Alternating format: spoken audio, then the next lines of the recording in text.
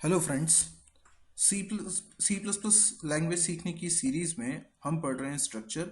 आज हमारा लेक्चर 6 का पार्ट 3 है। हम स्ट्रक्चर के कुछ पोर्शन को पिछली लेक्चर्स में देख चुके हैं, तो जिन्होंने नहीं देखा होगा वो पार्ट 1 और पार्ट 2 को ज़रूर रेफ़र कीजिएगा। हमने लास्ट टाइम देखा था कि किस तरीके से स्ट्रक्चर का वेरिएबल बनाकर उसको डिक्लेरेशन के दौरान ही इनिशियलाइज कर सकते हैं और आफ्टर डिक्लेरेशन भी इनिशियलाइज कर सकते हैं। कैसे एक स्ट्रक्चर वेरिएबल की वैल्यू दूसरे वेरिएबल में असाइन की जा सकती है। आज हम देखते हैं कि कैसे हम यूज़र से डेटा इनपुट लेंगे। यूज़र से अगर हमें डेटा इनपुट लेना है तो इसके लिए हमें क्या करना है, देखिए। जैसे हमारे पास B1 नाम का एक वेरिएबल बना हुआ है बुक टाइप का। मैं मान के चलता हूँ कि डिक्लेरेशन के दौरान यहाँ कोई वैल्यू इनिशियलाइज नहीं की जा रही है। अब यूज़र से मुझे इनपुट लेना है, तो मैंने लिखा print F enter book ID title and price of book.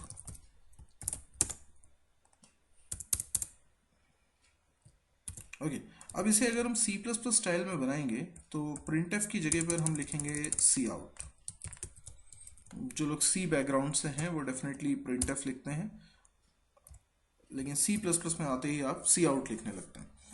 Okay, यहाँ पर फिर हम लिखेंगे सी इन, और पहली वैल्यू हम किस में रखना चाहते हैं, बुक आईडी की वैल्यू यूज़र एंटर करेगा, तो उसको मैं रखना चाहता हूँ B1 डॉट बुक आईडी।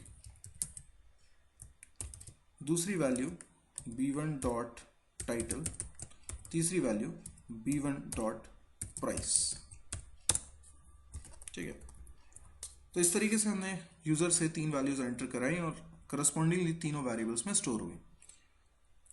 अब यही काम कराने के लिए हम एक फंक्शन भी बना सकते हैं। तो अब हम सीखना चाह रहे हैं कि एक फंक्शन जो यूज़र से डेटा इनपुट लेगा और वैल्यू रिटर्न करेगा। तो हम हेडिंग ऐसी सोच सकते हैं, फंक्शन रिटर्निंग स्ट्रक्चर, यानी एक ऐसा फंक्शन बनाते हैं जो स्ट्रक्चर रिटर्न करेगा। तो जो कोड आपने अभी यहाँ लिखा है यही का यही कोड मैं यूज़ करना चाहता हूँ। तो ऐसा करते हैं कि इसको कॉपी कर लेते हैं या कट कर लेते हैं, और मैं एक और फंक्शन बनाता हूँ। फंक्शन का नाम रख लिया जाए इनपुट, है ना। मैं ये चाहता हूँ कि इनपुट फंक्शन जो अभी अपन बनाने वाले हैं ये कॉल हो, ये यूज़र से डेटा इनपुट ले और जो भी वैल्यू ये लेगा वो रिटर्न कर देगा, ताकि B1 के अंदर असाइन हो जाए।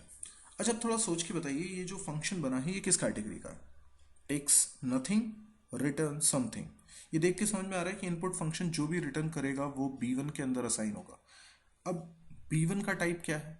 B1 का टाइप है बुक।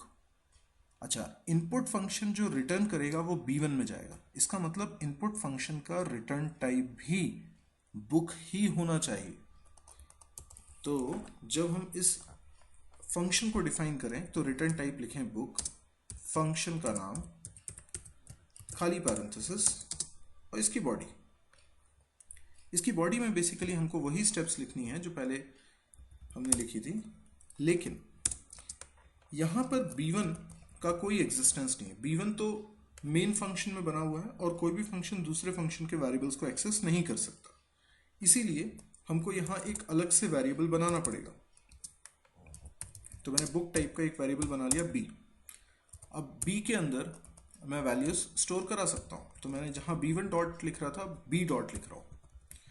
तो B एक अलग वेरिएबल होगा 26 बाइट का, जिसके अंदर भी बुक आईडी टाइटल प्राइस होगा, लेकिन B वेरिएबल बना होगा इनपुट फंक्शन के अंदर, तो B को यहाँ एक्सेस करना पॉसिबल। लेकिन एक बार B में वैल्यूज आ गई तो हम रिटर्न करा देंगे B की वैल्यू। तो हमें याद है कि we can not return more than one value with the help of return keyword, लेकिन यहाँ पर आप देख रहे हैं कि रिटर्न कीवर्ड की मदद से मैं B की वैल्यू रिटर्न करा रहा हूँ। तो लॉजिकली तो यही लग रहा है कि हम एक वैल्यू रिटर्न कर रहे हैं, बट आप डेप्थ में सोचें तो हम B के अंदर रखी सारी वैल्यूज रिटर्न कर रहे हैं, लेकिन रिटर्न टाइप माना जाएगा बुक, क्योंकि हम एक बुक टाइप की वैल्यू कर रहे हैं रिटर्न, और ये जो रिटर्न हुआ है ये आ गया होगा B1 के अंदर। तो हमने देखा कि कैसे हमने एक फंक्शन बनाया जो रिटर्न कर रहा है स्ट्रक्चर। तो B एक स्ट्रक्चर है, वो हमने उसकी वैल्यू हमने रिटर्न कराई। इसी तरीके से हम एक ऐसा फंक्शन बना सकते हैं जिसमें स्ट्रक्चर पास हो रहा हो, यानी function call by passing structure. तो मैं एक फंक्शन बनाता हूँ डिस्प्ले नाम का और इसके अंदर b1 पास कर देता हूँ। तो ये एग्जाम्पल हो गया function call by passing structure. तो अगर हम ये डिस्प्ले फंक्शन बनाएंगे तो इसकी कोडिंग किस तरीके से होगी, हम लिखेंगे, क्योंकि ये रिटर्न्स नथिंग है तो void डिस्प्ले, और इसके अंदर b1 हम पास कर रहे थे, तो b1 बुक टाइप का है, उसे रिसीव करने के लिए भी हमें वेरिएबल बनाना होगा बुक टाइप का। लेट से b नाम का बना लेते हैं और इसके अंदर हम सिर्फ सी आउट लिखने वाले हैं, बैकस्लैश n। हम लोग तीनों वैल्यूज प्रिंट करा देंगे। सबसे पहले बुक आईडी की वैल्यू, देन थोड़ी सी स्पेस, फिर, लेकिन ये बुक आईडी ऐसे कैसे लिख सकता हूँ मैं, मुझे लिखना पड़ेगा b dot book ID, right, b dot title, okay, फिर थोड़ी सी स्पेस, उसके बाद b डॉट प्राइस। तो इस तरीके से तीनों वैल्यूज हम लोग प्रिंट करा सकते हैं। दोनों ही फंक्शन के ऊपर डिक्लेरेशंस भी करने होंगे। तो मैंने डिक्लेरेशन किया void डिस्प्ले बुक इनपुट और खाली पैरेंथेसिस,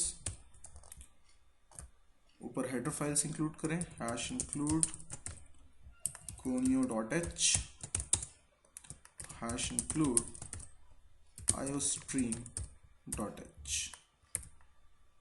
ओके, कंपाइल करते हैं। कंपाइल करने पर कोई एरर नहीं है, इसको रन किया जाए। मैंने क्लियर स्क्रीन का यूज़ नहीं करा है, तो आप देख सकते हैं कि पुराना सब कोड दिख रहा है। अभी enter book ID title price of book, तो बुक आईडी मैंने 100 एंटर किया, टाइटल मैंने लिख दिया C++, फिर मैंने प्राइस लिख दी 340। ओके, गेट सीज तो लगाया नहीं हमने अपने प्रोग्राम में, इसलिए हमें आउटपुट स्क्रीन रुकी हुई दिखाई नहीं दी, लेकिन ऑल्ट F5 करके मैं आउटपुट देख सकता हूँ और आप देखें 100 भी प्रिंट हुआ है, C++ भी प्रिंट हुआ है, 340 भी प्रिंट हुआ है। तो थोड़ा कंप्लीटनेस के लिए आप चाहें तो मेन फंक्शन में गेट ch लगा लें और शुरुआत में क्लियर स्क्रीन भी लगा लें। तो ये हमारा एक बढ़िया प्रोग्राम बन गया जिसमें हम स्ट्रक्चर की वैल्यूज इनपुट भी करा रहे हैं यूजर से और डिस्प्ले भी करा रहे हैं, और इस काम को करने के लिए हम फंक्शंस का इस्तेमाल कर रहे हैं। तो इस तरीके से हमने देखा ये सी वाला पोर्शन बेसिकली हमने रिवाइज किया है। अभी C++ में भी इसी तरीके से कर सकते हैं काम, लेकिन C++ में कुछ एक नई चीज़ भी आई है। यानी अभी हमने C और C++ के स्ट्रक्चर के बीच में एक ही डिफरेंस देखा है कि जब भी स्ट्रक्चर की मदद से बने डेटा टाइप का इस्तेमाल C++ में किया जाएगा तो उसके पहले स्ट्रक्ट कीवर्ड लिखना ऑप्शनल होता है। अभी इसके अलावा भी कुछ दो डिफरेंसेस हैं, उन दो डिफरेंसेस को हम अगले पार्ट में जानेंगे। तब तक के लिए आप इसको बहुत अच्छे से रिवाइज करिए, जो अभी वाला पोर्शन हमने पढ़ा है। एक बार इसमें कंफर्टेबल हो जाइए, तब हम C++ वाले स्ट्रक्चर को सही तरीके से इंट्रोड्यूस कर पाएंगे। यदि आपको ये वीडियो पसंद आया हो तो आप इसको लाइक करें, आप इस चैनल को सब्सक्राइब करें ताकि आप इस तरह के और भी वीडियोस देख सकें। इसके अलावा आप अपने दोस्तों के बीच में इस वीडियो को शेयर करना ना भूलें। Thank you.